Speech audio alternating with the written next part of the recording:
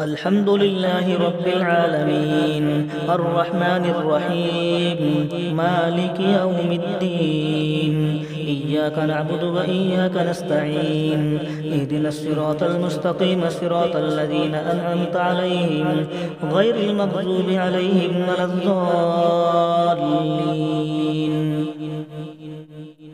واتبعت ملة آبائي إبراهيم وإسحاق ويعقوب ما كان لنا أن نشرك بالله من شيء ذلك من فضل الله علينا وعلى الناس ولكن أكثر الناس لا يشكرون يا صاحبي السجن أأرباب متفرقون خير أم الله الواحد القهار ما تعبدون من دونه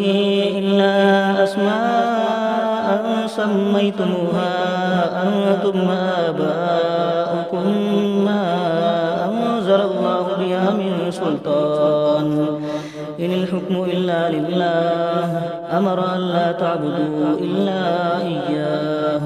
ذلك الدين القيم ولكن أكثر الناس لا يعلمون يا صاحبي السجن أما أحدكما فيسقي ربه خمرا وأما الآخر فيصلب فتأكل الطير من رأسه قضي الأمر الذي فيه تستفتيان وقال للذي ظن أنه ناج